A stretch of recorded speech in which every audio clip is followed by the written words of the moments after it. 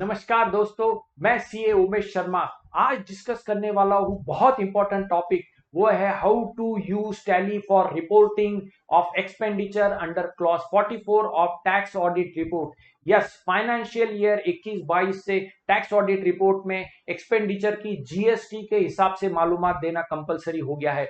तो ये गुत्थी हम कैसे सुलझाए, क्योंकि ये एक एडिशनल रिपोर्टिंग हमको इस साल से आ गई है और कई लोगों को समस्या हो रही कि इसको कैसे हम बनाए। तो एक फॉर्मूला मैं आपको दे रहा हूं, गौर से इसको इंप्लीमेंट करिए तो आपको इसका फायदा होगा। तो क्रॉस 44 में क्या रिपोर्ट करना है, हमको रिपोर्ट करना है एक्सपेंडिचर, फिर उसको हमको बाइफरकेट करना है रजिस्टर्ड एंटिटीज के अंदर, कैपिटल एक्सपेंडिचर को भी यहां पर बताना है और ये इसमें क्या डिफिकल्टीज आ रही है वो भी हमको देखनी है। तो क्लॉज 44 का जो फॉर्मेट है फॉर्म 3CD के अंदर, यहां पर पहले हमको टोटल एक्सपेंडिचर लेना है टेबल ए के अंदर, फिर बाद में रजिस्टर्ड एंटिटीज को हमको अलग से बताना है कितना एक्सपेंडिचर किया है जीएसटी के हिसाब से और नॉट रजिस्टर्ड का। इसके भी आगे जो भी रजिस्टर्ड एंटिटीज से हमने परचेजेस किए हैं, एक्सपेंडिचर किया है, उसका सब क्लासिफिकेशन करना है कि कंपोजिशन वालों से हमने कितना लिया है, फिर हमने एग्जम्प्ट गुड्स एंड सर्विसेज कितने लिए हैं, फिर हमने अदर रजिस्टर्ड एंटिटी, मेरे हिसाब से ये अपना सबसे इंपॉर्टेंट है जिसमें आईटीसी का रिपोर्टिंग होगा जो हमारे जीएसटी के रिकॉर्ड से भी टैली होना चाहिए। फिर आता है टोटल एक्सपेंडिचर का रिपोर्टिंग। तो ये हम सब कैसे करें, तो ये करना एक बहुत बड़ी समस्या हो जाती है। पर जिन जिन के पास में टैली है वो ये अगर फॉर्मूले से चलेंगे, स्टेप बाय स्टेप चलेंगे, तो बड़े आसानी से आपको ये मिल जाएगा कि कैसे करें। तो how to do it in Tally, तो ये मैंने लिंक यहां पर दी है, ये यूट्यूब के डिस्क्रिप्शन में भी है। इसको अगर आप टिक करोगे तो आपको एक ऐसे एक्सेल शीट मिल जाएगी और उस एक्सेल शीट के अंदर मैंने स्टेप बाय स्टेप दिया है कि कैसे हमको टैली के अंदर से ये पूरा इंफॉर्मेशन मिलेगी। तो जैसे ही आप ये खोलोगे तो आपको टिक करते ही यहां पर मिलेगा ये रिपोर्टिंग, वो है स्टेप बाय स्टेप। तो पहला स्टेप क्या है, पहला स्टेप ये है कि आप आपका टैली खोल लीजिए, चाहे आपका टैली प्राइम हो या ERP 9 हो। उसके अंदर मैंने सैंपल बेसिस पे ये खोला है, तो आप जाइए डिस्प्ले मोर रिपोर्ट्स। दोस्तों ये रहा पहला स्टेप, डिस्प्ले मोर रिपोर्ट्स। फिर यहां पर आप जाइए जीएसटी रिपोर्ट्स के अंदर, जीएसटी रिपोर्ट्स को टिक करने के बाद में हम आएंगे सबसे इंपॉर्टेंट GSTR2। यस दोस्तों, ये पर्टिकुलर कमांड हम बहुत कम यूज करते हैं, पर जो भी यूज करते होंगे उनके लिए ये सॉल्यूशन फटाफट मिल जाएगा। तो GSTR2 की रिपोर्ट हमको जनरेट करनी है टैली में से। अब जब हम इसके अंदर जाएंगे तो GSTR2 के रिपोर्टिंग के अंदर हमको क्या क्या लगेगा, क्या क्या मालूमात मिलेगी, ये आपके सामने यहां पर दिया गया है। और सैंपल बेसिस पे मैं यहां पर 1/4/2021 से तो 31 मार्च 2022 का यहां पर मैंने पीरियड दिया हूं।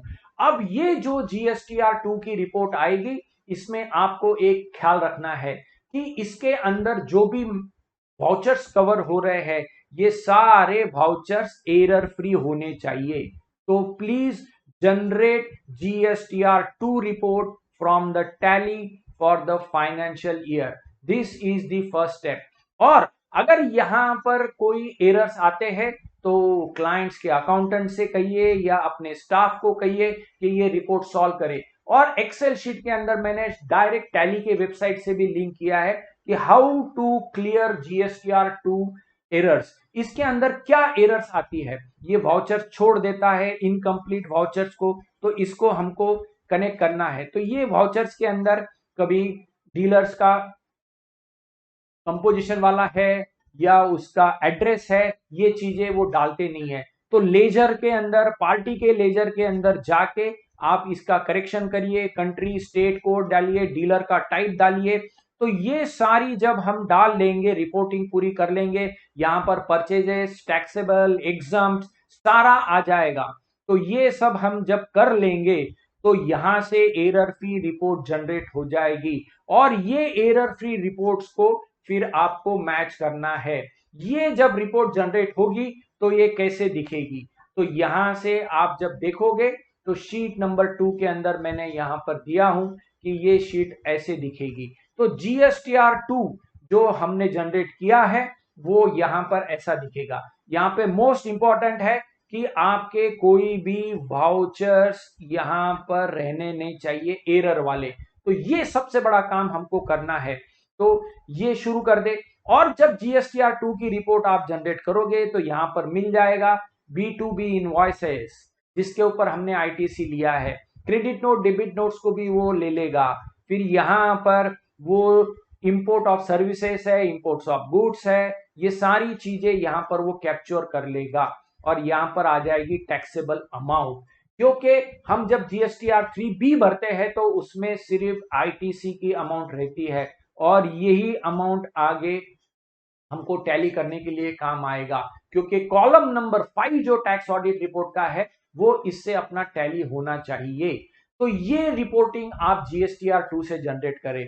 फिर GSTR2 से जनरेट करने के बाद टैली से आप प्रॉफिट एंड लॉस अकाउंट को एक्सपोर्ट कर ले। टैली से profit and loss account export करोगे तो यहां पर पूरी चीजें आपको मिल जाएगी, जिसके अंदर मैंने opening stock, closing stock, purchases सारे डिटेल्स यहां पर ले लिए हैं। फिर मैं इसका रिको कर लूंगा, रिको करूंगा जिसके अंदर मैं मंथली बेसिस पे भी ये डेटा ले सकता हूं, प्रॉफिट एंड लॉस अकाउंट का, कैपिटल परचेजेस का, और टैली से ही GSTR2 की रिपोर्ट यहां से मिल जाएगी। तो मुझे ये टैली मिल जाएगा। ये मैंने पूरा ऑटोमेटेड लिंक करके दिया है। अब आते हैं मेन शीट क्लॉज 44 के। तो यहां पर जैसे ही आपका टैली का पूरा वर्किंग आ गया तो वो आप नीचे यहां कॉपी कर लीजिए साल भर का जो हमने P&L से एक्सपोर्ट किया है। सारे purchases, direct expenses, indirect expenses और कैपिटल परचेजेस भी हमने यहां पर ले लिए। तो ये टोटल यहां पर टैली हो जाएगी। अब यहां पर मान लो सैलरी आ रही है तो सैलरी का भी यहां पर दिख जाएगा, डेप्रिसिएशन दिख जाएगा। तो ये टेबल आपको यूज करना है। ये यूज करते वक्त क्या ध्यान में रखना है, ये टेबल के अंदर यहां पर पूरी फिगर आपकी P&L से आ जाएगी, नीचे से उससे कैपिटल एक्सपेंडिचर भी आ जाएंगे जो कि हमने यहां पर नीचे से इसको लिंक किए हैं। जैसे फॉर एग्जांपल अगर हम यहां पर डाल देते हैं एक 10,000 रुपए, तो ये 10,000 रुपए यहां पर आ गए। तो यहां पर नीचे टोटल आपकी पूरी टैली हो रहेगी। जहां पर फिक्स असेट्स भी अगर आते हैं तो वो भी ऊपर कंसिडर हो जाएंगे। तो यहां पर जैसे ही आप फिगर फीड करोगे तो वो आपको लिंक पूरी ऊपर मिल जाएगी।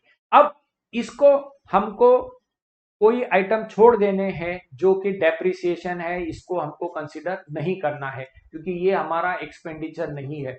फिर हमने यहां पर ये टेबल के अंदर दिया है टोटल एक्सपेंडिचर जो हमको टैक्स ऑडिट में देना है, कॉलम नंबर 2। फिर ये आ गया अपना रजिस्टर्ड पर्सन से जितना GST का हमने एक्सपेंडिचर किया है। फिर उसकी आ गई हमारे को सब टोटल, वो है एग्जाम सप्लाईज। फिर ये है कंपोजिशन वाले, ये है हमारे अदर रजिस्टर्ड एंटिटीज। तो दोस्तों ये जो टेबल है ये टेबल मेरे लिए ज्यादा इंपॉर्टेंट है और ये GSTR2 से हमारा टैली होना चाहिए क्योंकि इसी के ऊपर हमने ITC लिया है। तो ये फिगर जो आएगी GSTR2 से आएगी। फिर ये यहां पर वो मैच हो जाएगा, तो यहां पर वो सब टोटल होगी। देन ये जो अनरजिस्टर्ड वाला है this will be your balancing figure. तो ये फिगर रहेगी टोटल एक्सपेंडिचर जो मैंने कॉलम नंबर 2 में लिया है, जो यहाँ P&L से आया है। फिर उसमें से 5 मैं माइनस करूंगा तो यहां पर मिल जाएगी अनरजिस्टर्ड से।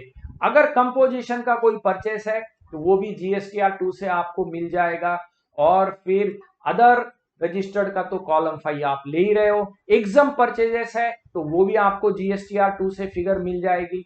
तो ये देख के अपने को टैली करना है। और एग्जाम के अंदर सैलरी आ जाएगी, इंटरेस्ट फ्रॉम बैंक आ जाएगा।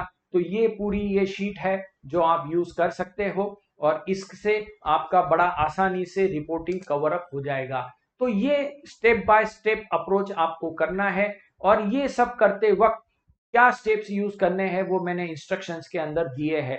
और फिर इसको एक्सपोर्ट कर लिया आपने, रिकंसाइल कर लिया, लिंक कर दिया टोटल क्लॉज 44 से। फिर ये नीचे आपको कॉलम नंबर 5 ध्यान रखना है जो GSTR2 से आएगा और जो भी बैलेंसिंग डिफरेंस रहेगा वो आप अनरजिस्टर्ड से डाल सकते हो, सब्जेक्ट टू कि आपने कंपोजिशन वालों का और एग्जाम वालों का भी एरर फ्री डेटा बना लिया है जीएसटीआर 2 के लिए। तो दोस्तों जो भी अपने को करना है वो जीएसटीआर 2 से यहाँ पर टैली होके करना है। तो ये रिपोर्ट पूरी जनरेट जब हो जाएगी तो यहाँ पर आपको सारा डेटा मिल जाएगा। तो please do this and report accordingly. तो ये था आज का अपना डिस्कशन। थोड़ी प्रैक्टिकल डिफिकल्टी होगी तो ध्यान से इसमें करिए। और ये समरी थी आज के डिस्कशन की, क्लॉज 44 रजिस्टर्ड एंटिटी से, कैपिटल से, और पूरा डेटा यहाँ पर आ जाना चाहिए, कैपिटल एक्सपेंसेस का भी और नॉर्मल P&L का। तो ये आज का डिस्कशन था। Thank you for watching this.